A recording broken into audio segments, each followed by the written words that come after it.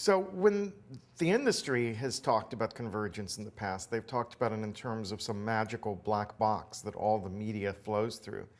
And I kept reading articles that said we're nowhere near convergence, that there's no box that's going to contain our media. And it struck me more and more that that was the point, that media flowed everywhere, and that the convergence was within our heads, that as we engage with media, we bring the pieces together. But we live in a world where every story, every idea spreads across the maximum number of media channels, and that it's shaped both by decisions made in corporate boardrooms and by decisions made in teenagers' bedrooms. That it's both top-down, corporate-driven, and bottom-up, grassroots-driven. And so that's the essence of the argument of convergence culture. Now, a deeper question is participatory culture, right?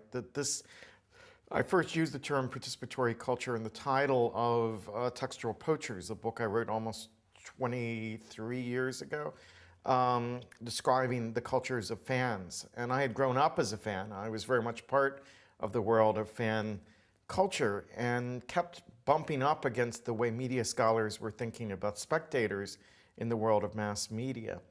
And so I wanted some way to contrast the sort of passive assumptions that we have of people just sitting in front of the TV show set and watching whatever flowed across the channels with a very active sense of a community that creates its own culture, that is engaged publicly in conversations about the culture and stories that matter to them. And so that was the roots of spectator culture. Over time, as it's taken depth, I see participatory culture as in some ways the application of a folk culture model to the contents of mass culture. So we can think of it as thesis, antithesis, synthesis. So folk culture, mass culture, digital participatory culture is the way forward when we bring those things together. And this has struck me as something rather interesting as I've been traveling through Latin America, is the relationship of folk culture to mass media is very different in the Southern Hemisphere than in my own country. That Hollywood largely obliterated the participatory sides of folk culture, that most of us became spectators of our own culture. Whereas in this part of the world, very vibrant folk traditions survived into the 20th century. And I think that may give Latin America the chance to reimagine the digital in a very powerful way. That is, if you can mobilize the samba schools and the carnivals and the other sort of folk traditions as you go forward into the 21st century, those may give you a guidance of how to work in a culture of which is open, which is sharing, which is participatory, which is democratic at its core. Yeah, many media theorists are interested in what media is doing to us, and I've always been interested in what we are doing with media. So the cultural practices around media are really deep and profound and shape the direction of the technology. So when we hear people talk about Web 1.0, Web 2.0, it's as if they imagine everything important about the web began with the invention of technology, and that this is the history of about 20 years. But in fact, we see around the world that the history of participatory culture goes back hundreds of years. This is the way humans have created. We've borrowed stories and retold them and remixed them. We've lived in communities that of people who we shared our passions and interests with, including communities that communicate over space. The Cavalier poets writing love songs for people they might never see face to face. The toy printing press movement of the 19th century of teenagers publishing things and circulating them on a national and even international basis. Behind the web is a rich history of cultural practices, which if we take the Web 2.0, Web 1.0 logic, this may be Web -10, right? It may be way over here. And so I think we've calibrated our history of technology the wrong way by only focusing on the technical developments and not understanding how they grow out of social and cultural practices. Well, I think we are tactile creatures. We live in our bodies. We engage each other with a kiss and a touch and a hug. That's the way we engage with the physical world. And I would say that the tactile interface is to restore the physicality of the real world to the virtual world. That for a long time, the struggle was to develop a metaphor for organizing digital information that in some way reflected the world we lived in, but was intangible. So the virtual desktop became the central metaphor. The folder on the web. But I think what we've seen in the last 4 or 5 years has been just the explosion of touch as the central interface, whether we're talking about the we, which involves the whole body, or the iPhone or the iPad, which involve touch. The tactility of the controller of the TiVo, I think, is another great example of an interface that depends on the knowledge we have of our bodies. And I think it's the human reasserting itself over the technological. It's tactile reasserting itself over the virtual. Well, I think we often want to understand where information is coming from, but I'm not sure we want to divide it simply real and virtual, the televisual, the telephonic. There are many different sources of information we'd want to talk about. In some sense, the virtual is where I inhabit when I'm talking to my son on the telephone over great distances. It's where our heads are and where we meet is where the virtual is. But I think that increasingly we move between the virtual and the real so fluidly, so often in the course of the day. It's as if we carry a cloud of information around with us wherever we go. We carry our social networks as we move from place to place, like a turtle carries the shell on its back. And so does the turtle think of himself as flesh and shell, or simply one entity? We may be like the turtle now, both physical and virtual. It's all part of us. It's all part of the ways we navigate the world. Well, I think if we turn to, I'm much inspired by Pierre Levy, the French-Canadian theorist who talks about collective intelligence. And he describes a world where nobody knows everything. The Renaissance man idea is dead. There's too much information out there. That everyone knows something, that there are many, many kinds of expertise, and our culture benefits from that rich diversity. And that individual members owe something to the community that they're a part of, that our information we possess belongs to the community, and we contributed on demand, much like a volunteer fire department responds to an alarm. So in that world, he's trying to reconcile individuality and collectivity, the individual and the crowd, and we're trying to understand how value gets created. So the wisdom of the crowd model, James Surowiecki's model, is based on aggregation, in which each voice is independent, autonomous, but in fact becomes invisible when you calculate the average between all of our thoughts.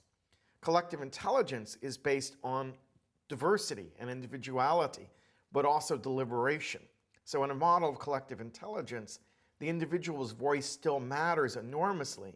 Their creative contribution, their knowledge is an important part of what allows the community to arrive, but it's in deliberation with other voices. It's a democratic process where voices come together and share and talk to each other about the issues that matter to them. I tend to side with the idea that we're expanding the public sphere, that we now live in an era of networked publics, where we have more capacity to deliberate together and share knowledge and share culture with each other than ever before. And that's my hopes for participatory culture, is it will be deeply democratic if we empower all citizens to be able to contribute and participate in the decision-making of the culture. That is, and the choice is ours to make, because we face this great participation gap where many are left behind, where many don't have access not only to the technology, but the social experiences, the skills and competencies needed to contribute to that public sphere. You know, that it's still a world where there are very powerful forces. Mass media speaks louder than everyone else, but it may be increasingly outnumbered by the voices of more democratic or grassroots media producers.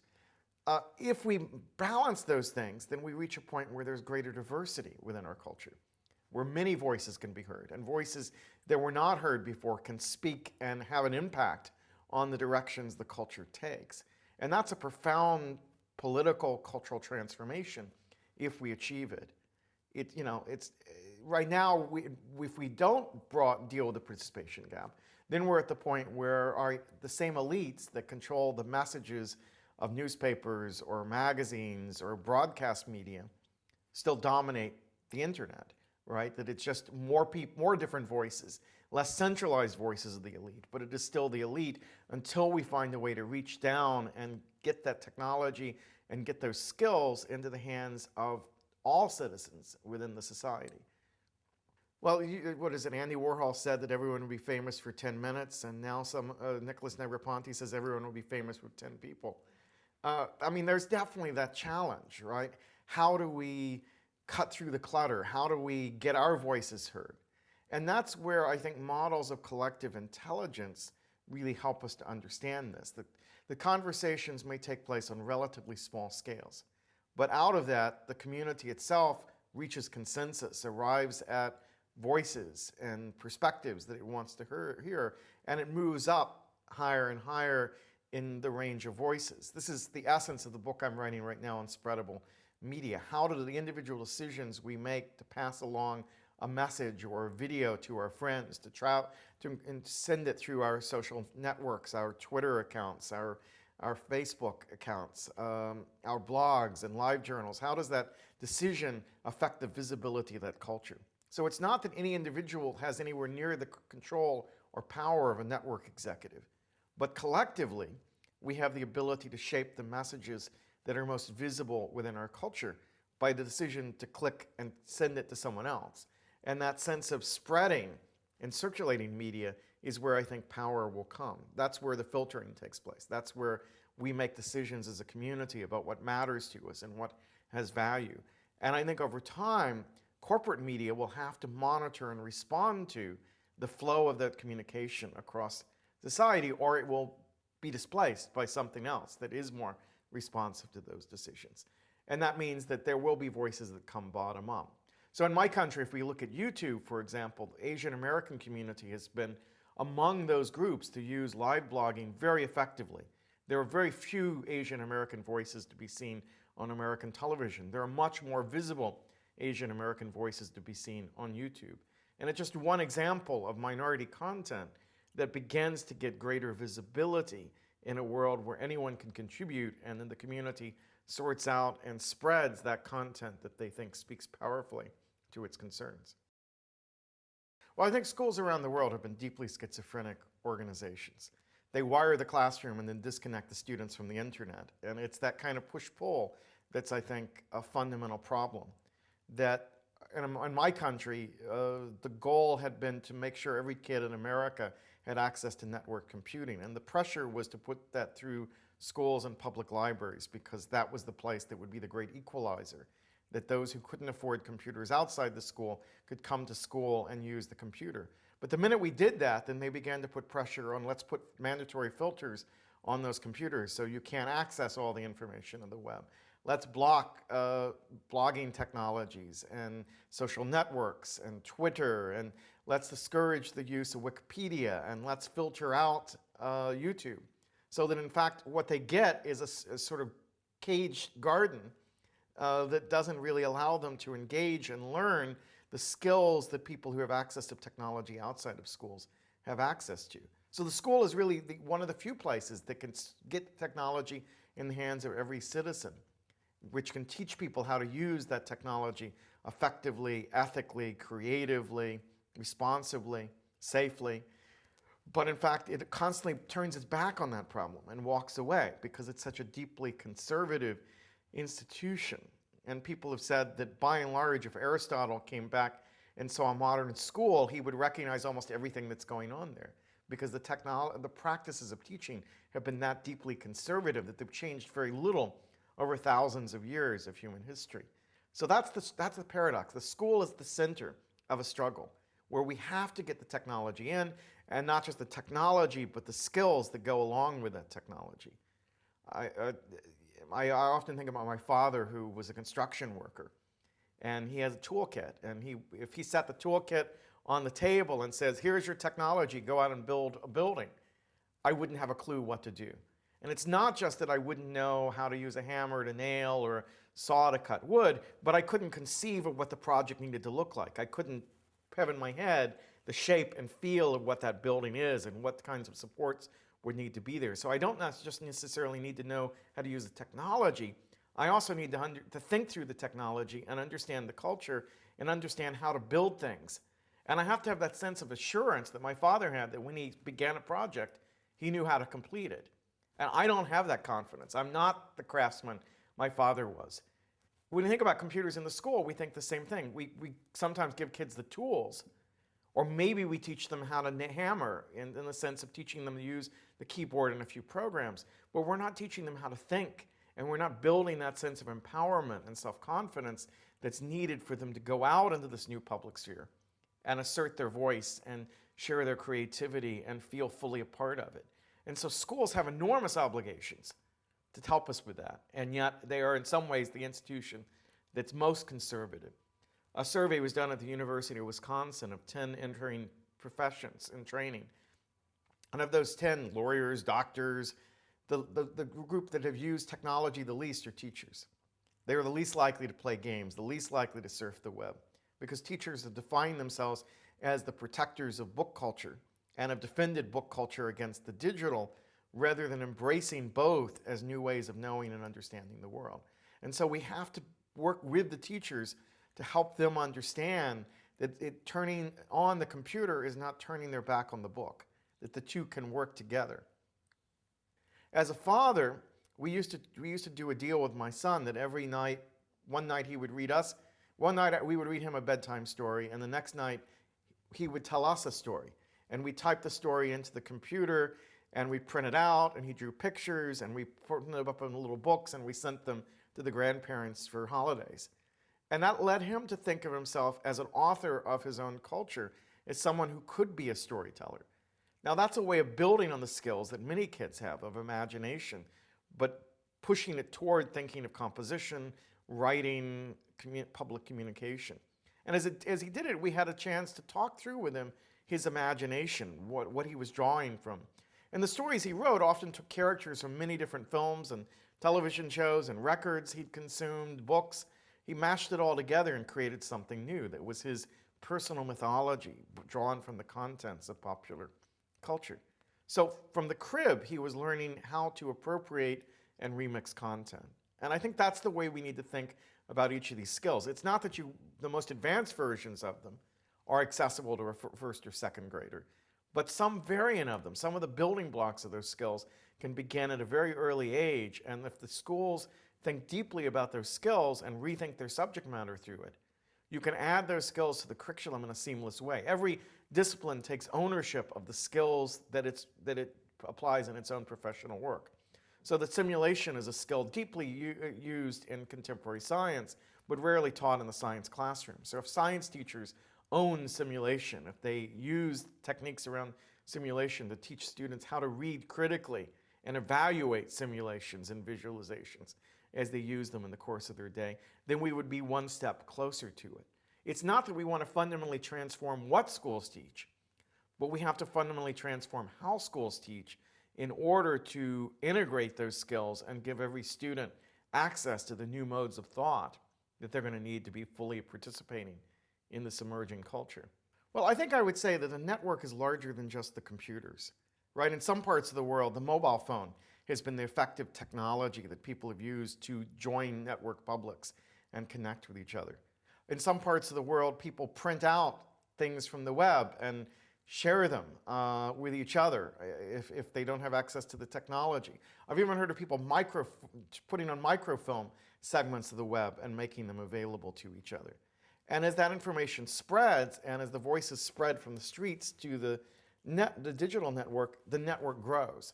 So it's not about a purely digital network that is a matter of having access to lots of technology. It's about a pattern of communication which allows people to connect into the larger flow of information within the society. And so you connect in whatever ways you can to that system. But one of the nature of the new network society is that the geography doesn't matter as much. So those countries that seemed far from the center of cultural and political and economic power may still exert strong influences because their voices can connect with that larger network in a much more visible way.